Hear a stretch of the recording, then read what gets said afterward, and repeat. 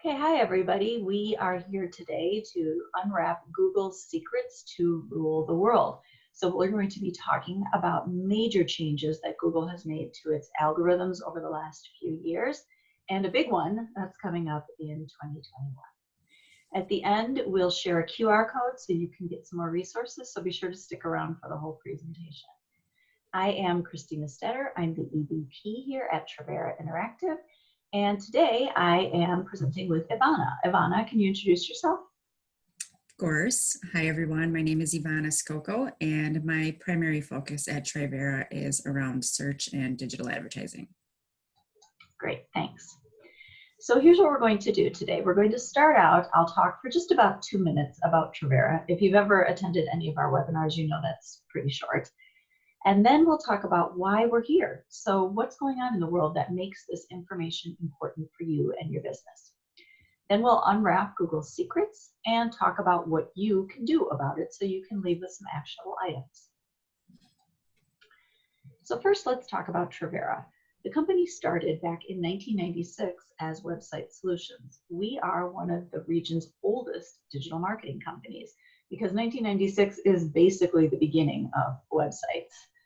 We pride ourselves on combining marketing creativity with smart, data-driven design, and we back it up with a level of technological expertise that you won't see from traditional agencies. Basically, our goal is to always be more creative than a traditional agency and to be more creative than a website development company and more technologically and data-driven than a traditional agency. I knew I'd get that wrong. So over the years, we've done business with a lot of brands you might recognize as well as some you don't. Some of these clients have been with us for 20 years or more. For some of them, we build websites, but for others, these people come to us with existing websites and that are not being seen by search engines, or maybe they had great ideas about blogging, social media, or using inbound marketing to support their sales team, and then they can't get the work done, or they're not sure if what they're doing is working. And you should be able, especially with digital marketing, to measure and understand your results. Something that's important to know about Trivera is we are certified Google and HubSpot partners. So this is really important because Google is changing constantly, which can be really frustrating for marketers who become familiar with its platforms.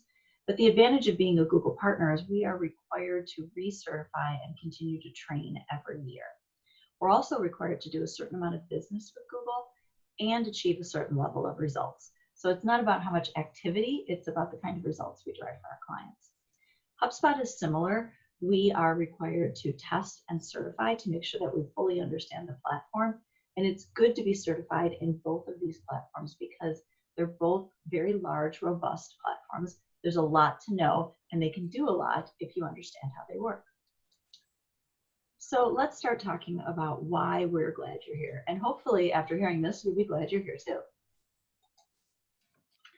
Obviously, the world changed a lot in 2020. According to a new survey of about 1,000 B2B executives and consumers from Bloomreach and Forrester Research, COVID-19 continues to have a huge impact on B2B businesses as well as e-commerce. And 46% of companies are seeing a spike in digital sales. We are constantly talking with businesses who might not have ever considered e-commerce, but now need to find a way to implement it, or who weren't really interested in digital marketing, but now they're being challenged to find new ways to support their sales teams since they can't meet face-to-face or attend trade shows. All of these businesses generally knew they needed to make changes, but they didn't want to. COVID has forced us all to change. And even when we return to something that more closely resembles what the world used to look like, some of these things are going to stick around. After all, we like some of these changes, and so they're going to be here to stay. Before we talk about anything, we absolutely have to acknowledge the literal elephant in the room. The fact is that when it comes to online marketing or any kind of digital advertising, Google runs the show. Google controls about 95% of searches. And the problem is that because of changes they've made to their algorithm, about half of those searches result in no clicks to any website. And of the remaining 50% of searches that are left, 15% of those are driven to a Google property such as YouTube, Google News, or Think with Google. So Google really does like to favor its own sites. Now, as you listen to what we talk about today, you might think, this seems kind of obvious, but I never really thought about it before. Or you might be wondering, why didn't I notice this? And the reason is because Google is tweaking its algorithms constantly. It changed algorithms over 3,200 times in 2019. So these changes are tiny and they're subtle. And because you like them, you might not really think about them. Also, because the online world is now such a huge part of our lives, people have different expectations for their online experiences, more of a blended way of thinking. So, for example, people expect the same level of appointment scheduling you would get from a big company like LensCrafters from their local vet. Or they might expect the same level of engagement we enjoy as consumers, especially on B2B, especially on social media, from a B2B company. We look up answers to the smallest questions. We're online all the time, and we want websites to feature updated information, online registration, and easy ways to contact businesses. So, how do you deal with this crazy online world? Well, you have to start by looking at SEO. And for that, we need to bust some old SEO myths, or you'll waste time working on tactics that no longer work. So as Christina just mentioned, we wanted to take just a little bit of time to point out some of those common myths and assumptions about how SEO works today and try to debunk them for you, especially because the change is so constant in the space.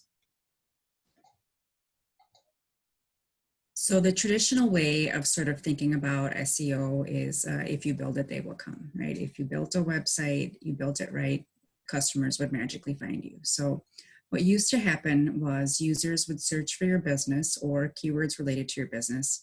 You'd see a bunch of blue links, you'd show up in a top spot, a potential customer would click on the result, they would visit your site and learn about your business. And because this was the case, we measured success by paying attention to how much website traffic we were getting, because that was one of the most important KPIs for success. And now that's really different. So Google has obviously evolved. Ranking #1 now doesn't mean the same as it did a few years ago. Search and online user behavior has changed, especially with the adoption of social media. Information is a lot more immediate and shareable. We've had a lot of technological advancements in the last decade or so, and most recently, as everybody knows, with the pandemic, all of these things have sort of reshaped online consumer behavior. And so if you've attended any sort of digital marketing or SEO seminar in the last 5 years or so, you're probably very familiar with the phrase content is king. A lot of people think all you need is lots of content and it's going to solve all your search problems, but that's not necessarily the case. So if you see from some of the statistics we've outlined here, 75% of content gets no links, 91% earns no traffic, and 85% content earns fewer than 10 social shares. So we're not saying here that content is not important. We know that it is, but it needs to be done correctly. So your content needs to be more strategic, more targeted, more topical. Otherwise, you're not really going to get the results that you're looking for out of your content marketing. We also want to briefly talk about some traditional SEO factors that still matter, but in different ways than they have in the past. So the first one of those is keywords. This sort of used to be the be-all, end-all, holy grail of SEO. Google used to deliver results based on exactly the keyword that was being entered into a search. And so if that specific keyword was used X amount of times on a given website, that's the result that you would get. So the trick to SEO used to be to pick keywords that were high in value and just add it to your web page and metadata a bunch of times. Now, people aren't really just entering keywords, they're asking questions. And Google has evolved to sort of understanding more of the topic that's being researched instead of the exact keyword. So it's important to target topics versus keywords and to look at things other than volume when you're trying to build out a keyword list to target. The second part of this is links. backlinks, link building. It's called a bunch of different things, but it's basically the process of having other websites link back to your site. And this is valuable for SEO because it's sort of a signal to Google that another site trusts your content, and they're basically vouching for the content that's on your site. What used to happen is businesses started to get a ton of backlinks through spammy websites, and it was kind of an SEO hack for your website to rank better. This sort of naturally led to Google getting smarter and updating their algorithms, so you couldn't do that anymore.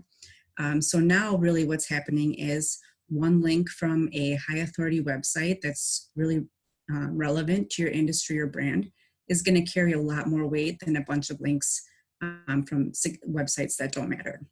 And in fact, now even if you have a bunch of backlinks from spammy websites, that can tend to lower your rankings and even lead to penalties from Google. And then the third part of this is on-page optimization. Obviously, still very important, but as I mentioned before, it's not really about keyword stuffing and writing for Google or the search engines to get your content found. It's really you're writing for humans, right? And we're also more focused on on-page elements like page load time, adding structured data, and accessibility. The other thing that's changed is what is a smart approach to a website experience.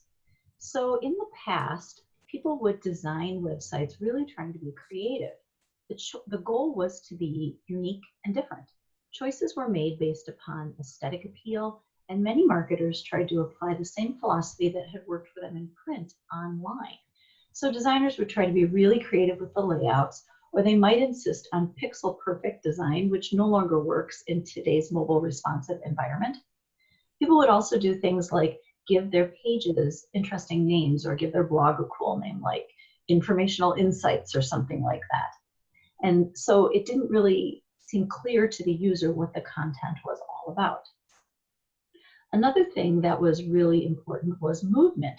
So people liked sliding headers. They'd have many, many headers all sliding across the top of their homepage. They might use Flash, which now obviously no longer works. And they would use pop-ups, or people still continue to use sliders. Or a lot of times marketers will use autoplay videos. All of those things are considered bad now by Google, and we'll explain why in a bit. So now that we've talked about how SEO used to work, we need to talk about how it works today. So let's unwrap Google's 4 secrets. The first one is how Google's ability to change the user, to understand the user, has changed. The second thing we'll talk about are SERP features and the zero-click search. Then we'll talk about the critical need for technical SEO in order to make all of your content work better. And last but not least, we'll talk about algorithmic bias. So let's get started. Ivana is going to start by talking about how changes to search behavior and Google's ability to understand and meet your needs has evolved.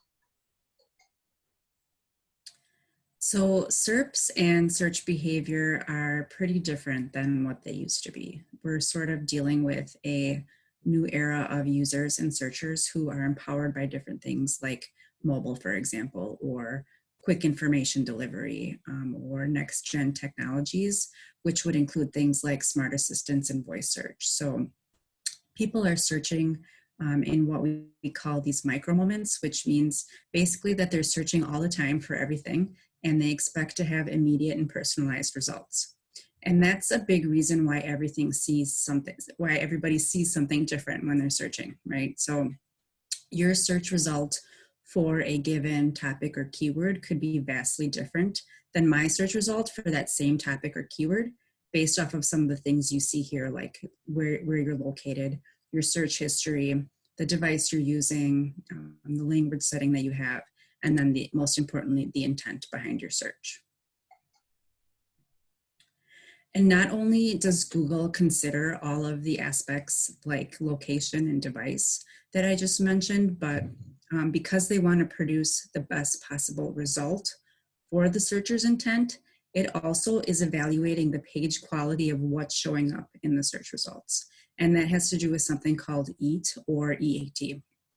So what this stands for is expertise, authority, and trustworthiness. This is basically just a part of Google's search quality guidelines and a metric in which they rank and evaluate content. So they're constantly trying to figure out, are you an expert on the topic that you're talking about?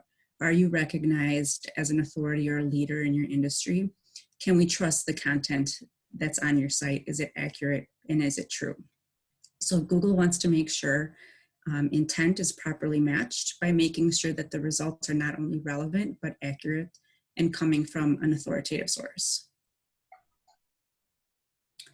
And as you can see from some of the things that we've already mentioned, Google's algorithm is super complex. It has over 200 ranking factors and it's changing all the time. They don't always tell us what they are because they like to make it really easy for us. But we know, as Christina mentioned earlier, there were over 3,000 algorithm updates last year alone. And specifically in October of last year, we saw one of the biggest algorithm updates that we've seen in a few years. So here you see that was called BERT. And they gave it a super cute acronym because what BERT stands for really is bidirectional encoder representations from transformers, which is super straightforward and easy to understand, right? But all it really is an AI system that uses a new technique to kind of parse out language recognition and basically help a machine understand not only what words in a sentence mean, but the nuances and context behind it. So this allows Google to understand more conversational search queries, which is kind of a big deal because at the end of the day, the core of search is about understanding language, right? And in order to deliver results. So if Google is improving that language processing, it's improving context, and it's ultimately improving the results you're getting because it's actually understanding the intent behind what you want. And so this slide is just a few examples of BERT in practice, so you can have a better idea of sort of how the algorithm update worked. So in the first example, before BERT, if you searched for parking on a hill with no curb, the result, as you see, you got was parking on a hill using a curb, which is the exact opposite of what you intended, right? Google's algorithm placed way too much importance on the word curb and basically ignored the word no, not understanding how critical the word no was to appropriately responding to that searcher's query. So after BERT, Google showed a result that explained how to park on a hill when a curb was not present. And in the second example that we have, the search there is for, can you get medicine for someone pharmacy? So before BERT, Google would show a result on how to get a prescription filled. The algorithm completely missed the point that the searcher was looking for information on how to pick up a prescription for someone else. And so after BERT, Google's search engine now recognizes or shows an article about how to have a friend or family member pick up medicine on your behalf, which accurately delivers the result that addresses that searcher's intent. So as you can start to see through some of the machine learning or BERT update, Google is developing sort of a better understanding of both context and intent behind a string of words. So now that we know that Google has the extraordinary ability to understand language and can offer up better search results based on its ability to understand what you want, you have to know what happens next. So first, Google serves up what it thinks is the right answer for your query, and then it analyzes how do people respond to the content that it shows up. Because Google has so much data, generally, it can understand your problem before you even know what the problem is. So if you look at this example here on the screen, you'll see over on the right that Justin here purchased a pair of headphones. However, if you look over on the left, you can see that his initial search wasn't actually for headphones.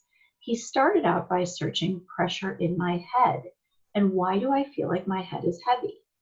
Something in those search results tipped him off to the idea of a headphones headache, and he began searching on that and eventually ended up buying a pair of headphones. This is a really important concept, not just for e-commerce, but for B2B and B2C.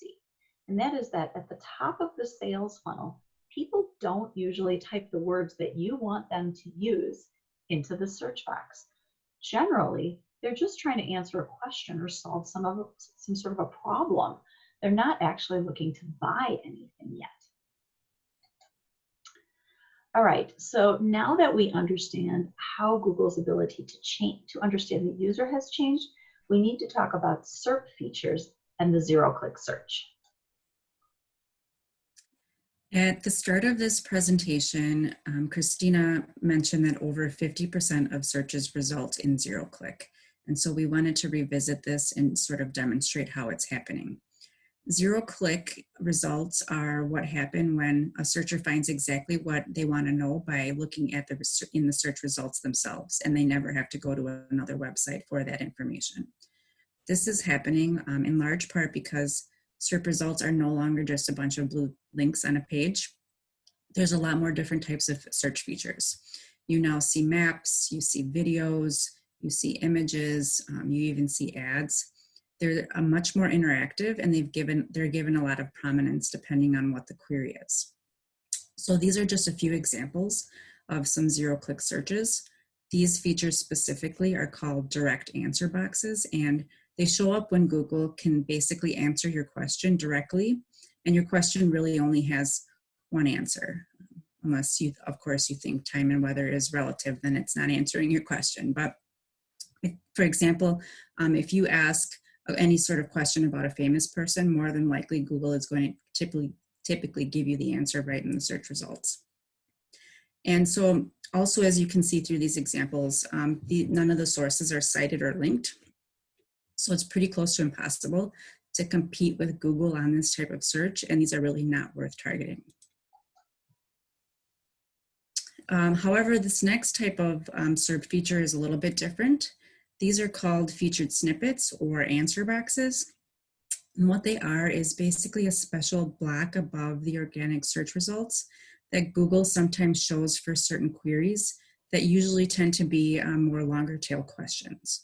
They can come in multiple variations. As you can see here, it can be a list, it can also be like a chart or a graph, but they're basically a summary answer. So what Google is doing is pulling information from an organic listing on the first page of the search results, giving that prominence and giving the website credit via a link.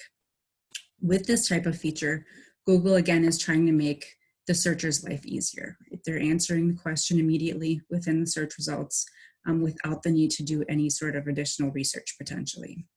But even though you're sort of giving a preview to the answer in this result, there's still a better chance of getting some traffic versus some of the other search features, and it's sort of just another example of how the search experience continues to change. So this next example may be a little bit hard to read, but we wanted to show you an example of what is happening in the current search landscape and why ranking in the top position doesn't mean what it once used to. So this is from a Social Media Examiner article, which is a publisher company that focuses on social marketing tactics. They wrote a content piece about how they rank number 3 for the term social media, which is also a term that gets over 1 million searches a month. But even in their top spot for a highly trafficked term, they get very little traffic for that query. And these images sort of show us why that is. So the screenshots that you see here are for the search term social media on a mobile device. The first page, as you can see, is a definition of what social media is. Then you get a feature called People Also Ask, which is Google suggesting questions you may have on a certain topic. Then you'll scroll some more and you see Google's overview or summary of social media. You scroll some more and you get some company examples, videos, images. You keep scrolling and you keep scrolling, and you finally get to an organic search result. But if somebody is on a mobile device, more than likely they didn't even make it that far down the page. So despite ranking highly for this competitive popular term, you can see why they're not getting that much organic traffic from it. And it's also a good reminder of why organic traffic can't be your number one KPI for how you're measuring success, and continues to demonstrate how Google is working to sort of satisfy the intent of the searcher and give them everything that they need in the SERP, and in some ways stealing part of the customer journey. If you look at what Ivana just explained, you can see how Google is taking this top of funnel traffic, these high volume searches on the keywords that are most commonly associated with what you do. Now, this isn't a bad thing because, as she showed, top of funnel searches get a lot of volume, but the click-through rate is kind of low. And that's because these searches tend to have a lot of content associated with them, a lot of snippets. People also ask, ads, things like that. So even though these are the terms that in the past you would have said, if we can rank for this keyword, we are golden. That's not true anymore. So the people you report to really need to understand this. So let's take a look at a quick Trivera example of how you cannot market in generalities anymore. So Trivera does content marketing, obviously. And if you look over on the left, you can see that content marketing is a high volume search term. It gets 98,000 searches a month nationally. But if you look, the click-through rate is only 30%. So it's pretty low. Now, if you get a little more specific and you search on something like lead nurturing, which is a type of content marketing, the search volume drops dramatically down to 10,000. But you can see the click-through rate is still only 38%. So it's less than half of the content is actually getting clicked on. Now, if you get really specific and search for Digital Marketing Agency Chicago, and I have to apologize to all you Milwaukee people, I couldn't get Milwaukee to come up in this tool, but if you look in Chicago, you can see that the search volume is less than 5,000, and it's got a 52% click rate. So yes, not as many people are searching for it, but more people are clicking. And that's okay, because really, do you need every fish in the sea to jump into your net to feed your family? Probably not. So there's no need to boil the ocean here. All right, now that we've covered Google's understanding of language and we've talked about SERP features, we need to talk about the need for technical SEO because it's critical to making sure that the work you do on your content actually generates results. So we know that technical SEO has always been super important, and it's something that we advocate heavily for at Trivera. You will hear us say a billion times that you can't SEO a broken site. With the recent algorithm changes, it's now more vital than ever to sort of pay close attention to the technical health of your website. And this graphic breaks down all of the different steps to getting your content to rank. And it's kind of a good visual to show that technical SEO is basically 2/3 of the process. So in order for Google to rank your site, Google first has to crawl it, then render it, then index it, then comes signaling, and then it finally gets to ranking. So all of those beginning steps have to do with technical SEO, and that's why you need to ensure that your website is in optimal health and why technical SEO can't be neglected. Another thing is that Google has announced plans for a major algorithm update to be rolled out in 2021. This update will be incorporated as a new aggregated ranking signal into the Google algorithm for ranking search results.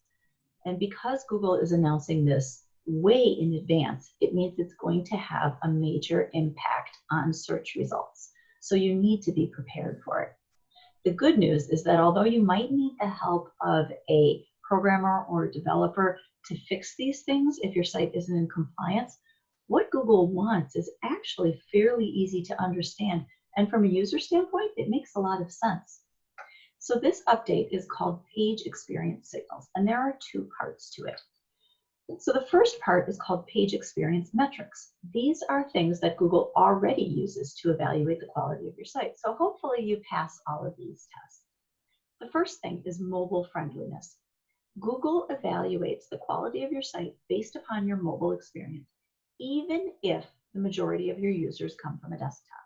I'm going to repeat that because it's super important. Even if you're a B2B company and most of the people who visit your website are sitting at a desk and visiting your website on a desktop, Google will still judge the quality of your site based upon the mobile experience. That's just how they do it. So mobile matters. The next two things are related to site safety and site security. So you absolutely have to have an HTTPS, not an HTTP. Otherwise, your site might get flagged in Chrome, which will lead to people not wanting to visit it because they'll get a warning. And the last thing is related to not having intrusive interstitials on the site. Basically, what that means is Google doesn't like pop-ups. Sorry, marketers. Anything that prevents the main content of the page to be read because something covers the screen is not something that Google likes. Now, there are a couple of exceptions to that. One would be related to legal obligations, such as a cookies warning, or if you have a website that needs an age restriction, like say you're a liquor site, that's okay. Also, pop-ups are okay if you have content on the site that is not publicly indexable. So like if you have a paywall, that's okay too. Now, Google does say that banners that use a reasonable amount of space and are easily dismissed are okay, but you should know that for ADA compliance, pop-ups are not a great idea. To this, Google is rolling in what they call core web vitals. Those are related primarily to technical aspects of your site. So the first one relates to load time. They measure that in terms of what they call largest contentful paint. So that's how long it takes for the main content on your site to load. The second thing is interactivity, measured as first input delay. So that's how long does it take between the time that the page starts to load and the time that the user can actually interact with the page, doing things like filling out forms, clicking buttons, watching videos, things like that. And the last thing is related to stability, which they measure in terms of cumulative layout shift. So that's how much the content moves around as the page loads. Ideally, they want the content to hold still. So if you've ever been on a food blogger's website, you know how they put the ads in between the different content blocks, and as you're trying to look at the recipe, the content is bouncing around on the page. Google does not like that. Those people are going to get dinged in 2021. So basically, all of these things rolled together are Google's way of telling us that we can no longer engage in interruption marketing in order to try to get people's attention. Now that we've talked about the changes to Google, the SERP features, and how important technical SEO is, we want to bring up the topic of algorithmic bias because you need to understand how this works. So the first thing to know is that artificial intelligence, machine learning, and algorithms are not inherently bad. It's what makes all of this stuff work. Search engine optimization, digital advertising, social media, none of it would work without these things. But the challenge is that these algorithms are doing math and they're emotionless. So while we count on them to do what we need them to do, when it comes to preventing bias, we know that if the algorithm thinks that something is working for whatever reason, it's going to keep doing it. Let's look at an example. So a 2019 study by Cornell University showed that slight variations in budget, headline, text, or image had major implications on the performance of an ad. That's not news to anybody who's ever done any kind of advertising before. If your advertising isn't working, what do? You change it to see if you can make it more effective. But the challenge that they found was that sometimes the algorithm would make an ad not work as well because it was showing it to the wrong people. So for example, postings for preschool teachers and secretaries ended up being shown to a higher percentage of women. Postings for janitors and taxi drivers were shown to a higher proportion of minorities. And ads about homes for sale were shown to more white users, while ads for rentals were shown to more minorities. The important thing to note here is that this wasn't the intention of any of these advertisers. In fact, the intention for the ads for home ownership were to promote ways that renters could buy their first home because they wanted to help maintain access to equal housing among a diverse population. So it was the exact opposite of what the algorithm was doing. That's because the algorithm doesn't think through a problem the way a human would.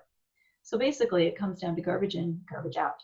Except in this case, a tiny amount of garbage in can lead to a massive amount of garbage out.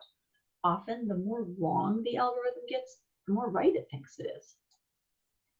Another challenge is related to artificial intelligence and bias, comes from the way we are doing our searches now. So now about half of all searches are done using voice queries, either on a mobile device or using a home assistant. Unfortunately, this technology doesn't work as well for some people as it does for others. So if you're a white American male, you have more than a 90% chance of being understood by the smart speaker. But if you're a white woman like me, you only have an 80% chance of being understood. If you're a mixed race American woman, your chance of being understood drops down to 70%. And if you're not a native English speaker, your chances of being understood could be down around 50%. So if the technology doesn't work for the searcher, they're either not going to get the result they want, which will lead the machine learning to learn the wrong thing, or they'll abandon the technology. So this impacts the number and type of people who see your ad, visit your website, or learn about your product or service. If the initial delivery isn't unbiased, results won't be unbiased. So let's talk about what you can do about all of these challenges. We're going to divide our recommendations up into 3 sections. The first one is related to how you cannot do SEO to a broken site. Then we want to talk about how you'll need to change your goals and the ways you measure success. And the third thing we'll do is talk about ways that you can be aware of possible algorithmic biases so that hopefully you can nip it in the bud.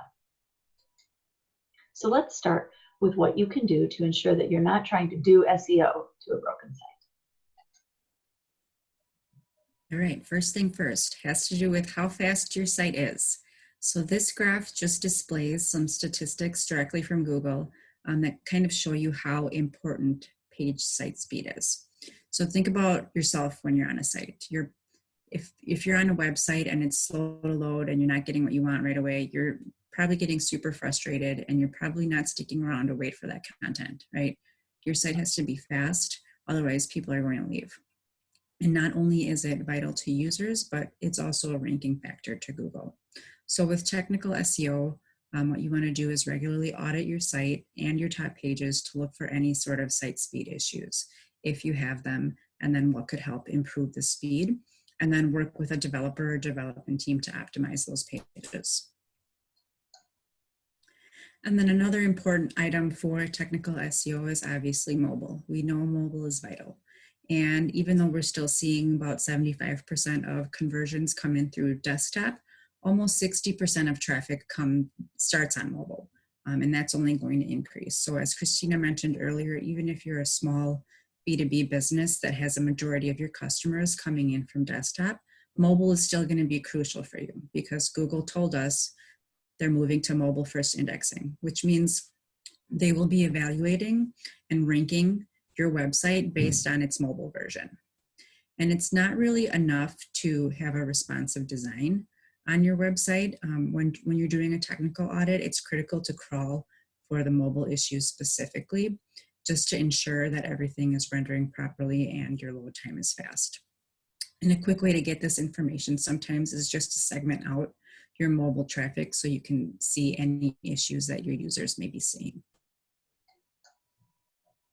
And then finally, a super important building for solid technical SEO is your site structure. And this has to do with having a clear navigation and a clear link structure. So you want to make sure that your site is set up in a way that it makes sense for your users and they can find what they need quickly and easily.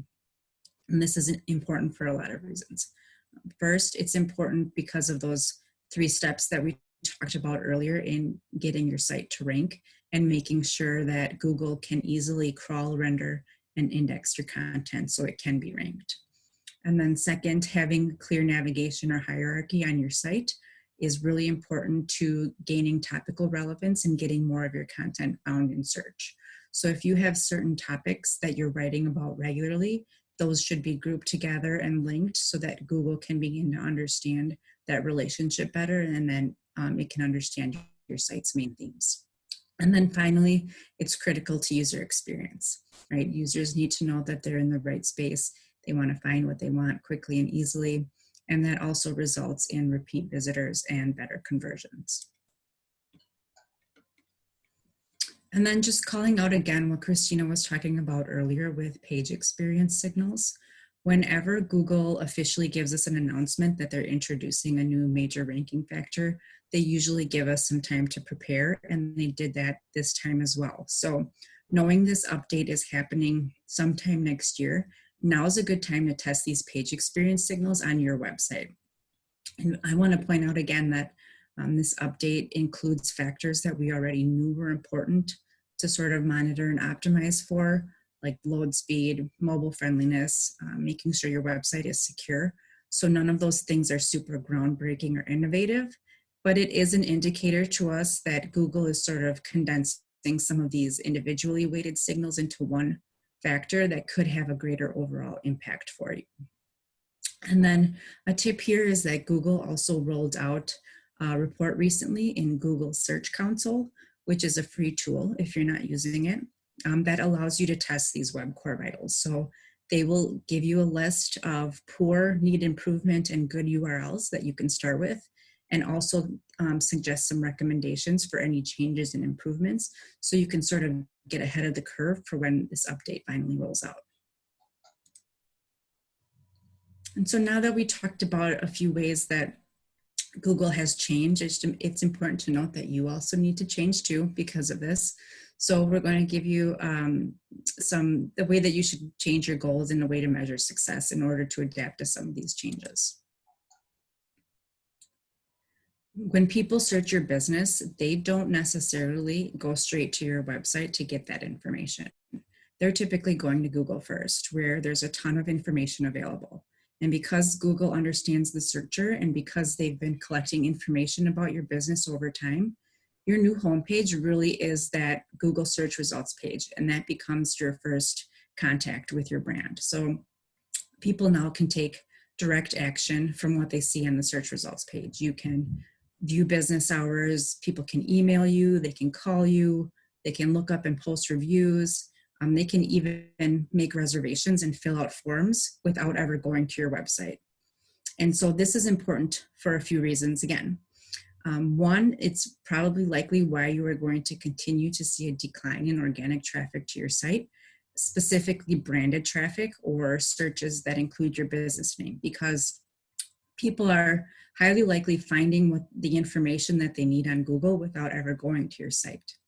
And then second, because this is becoming more like your homepage, it's important to understand your branded search results. Okay, so Google yourself. What comes up when you Google yourself? You want to make sure that all the information that's presented is accurate, that it's up to date, and that you're telling a compelling brand story from the get-go. It's also important that you really understand your customer's journey, and so that you're measuring things in a way that makes sense. Think about the example I showed earlier with the headphones. Justin didn't start out searching to buy a pair of headphones. He was trying to answer a question about why his head felt heavy. So it's not always so much just about the keywords, it's about major concepts, and you really need to understand your consumer's path to purchase. The good thing is that data gives us the power to understand your customer's initial thinking way before you ever knew about them. So although we like to measure things like likes or a certain open rate or maybe a particular number of views of the ad, those things aren't the goal. That's how you get to the goal. Those are the micro moments or the micro conversions. Your goal as a business, obviously, is to sell stuff or do whatever it is that your company is trying to achieve. So you have to think more holistically and creatively about how you're going to market your company. Make sure that you understand what consumers are going through and the problems that they're trying to solve as they search for a solution that could potentially involve you.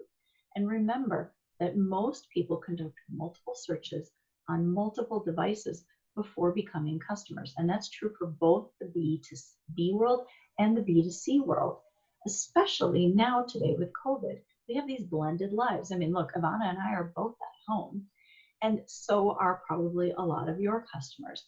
So it's not like it used to be where we would go to an office and we would spend 8 hours or whatever in an office setting at a desk.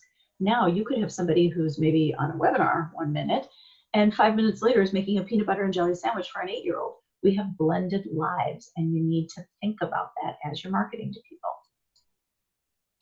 So what you have to do is do some research and figure out, how do people find your website and what problems are they trying to solve?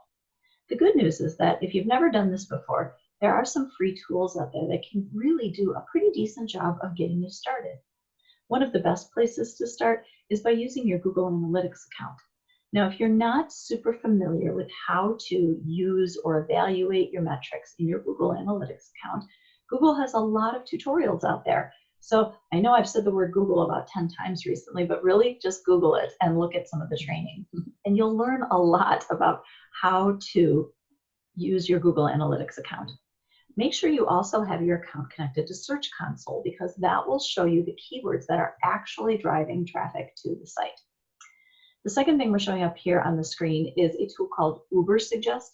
This is a free tool, and you can use it to search on keyword volume, see how difficult it might be to rank for a particular keyword, and get an idea of what kinds of searches come up for those keywords. It's not as robust as the paid tools that we use at Trivera, but it's really easy to use and it's free, and it will give you a good head start if you've never done anything like this before. You can also just try using Google itself, although it is imperative that you use an incognito window when you're doing this. Otherwise, you're bringing all of your search history into your search, which means that it's not going to show you what a new searcher will see. It will show you what you will see. So if you don't know how to use an incognito window, once again, Google it. Google is happy to share with you how to open up a window that contains no search history. And the last thing that you could try doing is, if you have an AdWords account, use the keyword planner in that tool to see what is the approximate search volume. And you can also use the cost per click to get an idea of how competitive different keywords are. But really the idea is just to get a sense of what people are searching for and what problems they're trying to solve as they discover your product or service. Remember, people don't want to be sold to, they want to be solved to. One of the final things that we want to talk about is the type of content that you want to produce. So if you remember some of the stats that we showed you earlier, where not all content is created equal and a lot of it doesn't really end up getting any results, is why we want to stress the importance of thinking about your audience, their intent, and the types of results that Google is showing. So Google's evolution and prioritization of its own properties in the search results means that they have that top of funnel traffic figured out, right? That means there's greater opportunity in targeting some of those longer tail, more specific queries, and by producing more in-depth, unique content. So earlier we gave you a social media examiner example and how they ranked for social media, but got very little traffic from that query because they were so far down in the search result. Here we have another example of a social media examiner ranking high for. It's a search for how to target LinkedIn ads to reach your audience. It's a much more specific search, and in this case, you still do see the SERP feature here, but the top result is their result for an article that answers the exact question for that searcher. So think about how much more qualified traffic and eyeballs they're going to get for this query versus something much more broad and generic and basic like social media. And it's a good example of how basically you should just start doing the opposite of what Google is doing, right? They kind of have the top level content stuff covered, and searchers are generally pretty happy about that. Just as another example, I'm a Packer fan, but I'm not going to go to your site to look for the score of the Packer game, right? I'm going to go to your site maybe for a deeper analysis of how the team played or what happened during the game. So the future or current future of content marketing is going to be more about creating unique and detailed content that answers questions in order to be more successful. All right, the last thing we need to talk about is how to be aware of possible algorithmic bias so that if it's happening to you, you can notice it and figure out what you can do to change it. So remember, we talked about how you can't fight the machine learning, and it's necessary in order to make all of these things work. But you can be like the T-Rex encounter in Jurassic Park and know that if you understand what to do, you get to survive. So let's think about what Google tells us to do. Google actually acknowledges that algorithmic bias exists. And the way they ask us to deal with it is to ask yourself, does your training data represent the diversity of the user base? So basically, your training data is your first set of results. Remember, the algorithm is just doing math. So it will adapt to show your ad or your post to more people like the people who initially responded to the thing that you put out into the world. The challenge is that we know as advertisers Sometimes for privacy reasons, you can't align the targeting that you actually have with the goals offered by the platform because maybe there's HIPAA regulations or it just comes down to too much personalized data. We're all familiar with this. It's something we deal with all the time. It's not new. So you have to make sure that you really understand your audience so that you can work to align the available goals that the algorithm measures with the actions that you want the user to take and your company's actual goals so that you can figure out, is this actually working? Let's look at an example. So the most important thing here is that we have to rely on human intervention on top of machine learning. Google wants to automate everything for you, and that can cause problems. If you've ever taken any Google training, one of the first things they tell you to do with your ads is to set them and forget them. They can fix them all. But the thing is, we've seen some pretty interesting and sometimes funny or not so funny results when people have done that. So you really do need to rely on human intervention. You need to combine the metrics from the platform that you're using, let's just say it's Facebook, with your website analytics and actual sales. The algorithm only has access to one set of metrics, which is what happens in its world. So let's say you are starting a campaign where the goal is to increase awareness or education around something. And your goal is to get people onto a page on your website where they can learn more. So on Facebook, you would say the goal of the campaign is website visits. So Facebook sees this as being a success if people click on the link in your ad and they go to your website. However, you have access to your website analytics. So if you're getting a lot of clicks on your ad, but as soon as they land on your website, they bounce, they're not consuming the content, they're not reading the articles or watching the videos or filling out the forms, that's actually not success. There's probably something wrong with the way you're targeting or what the ad says. So you need to combine the metrics offered by the platform with your actual on-site metrics to make sure that whatever you're doing is achieving its goal. And then don't be afraid to make changes. You might have to change your targeting, or you might have to separate your ad into more smaller groups to make it work the way you need it to. Don't be afraid to make manual adjustments to your campaign. The other thing you might have to do is to go back and do more research. You might need to study your audience more or differently, or maybe increase the diversity of your creative team. You know, I can't see you, I don't know who you are, but we do all know, and this makes complete sense to all of us, I'm sure, that if you can't understand your audience, you're going to have a problem. So here's kind of a fun example. If you've ever read the book Bossy Pants, Tina Fey tells a story about how she and another female writer were fighting for a script for a commercial parody to be shot for SNL. And there were two producers that they were pitching the idea to, and they were both men. And they kept shooting this idea down, and she kept bringing it up. And finally, she had this aha moment where she realized that the guys just didn't understand why this was funny. They weren't trying to be sexist. They weren't discriminating against her because she was a woman. They literally just didn't understand. She explained it. They shot the fake commercial, and it was a hit. If you want to watch the commercial, you could take out your phone, open up the camera app like you're going to take a picture, and point it at the QR code on the screen, and that will open up a link to the commercial so you can see what I'm talking about. But the idea here is that getting rid of algorithmic bias is something that programmers need to work on, but we can't wait. So we need to make sure that we understand our audiences as well as possible. So you have to look at your research, look at the diversity on your team, and question everything as you're working on your projects. Now, Ivana and I threw a lot at you in the last hour. So if you only remember a few of the things that we tell you, remember that your traffic for high-level keywords is going to continue to decrease, as will your organic traffic to your website. So don't be measuring success based on organic traffic, because just because that traffic goes down doesn't mean that you aren't successful. Also, you need to focus on unique content and answer questions that are at the end of the sales funnel, not those broad search terms at the top of the funnel. Remember that your site must be mobile optimized no matter where your traffic comes from. It needs to be secure, and it needs to be technically sound.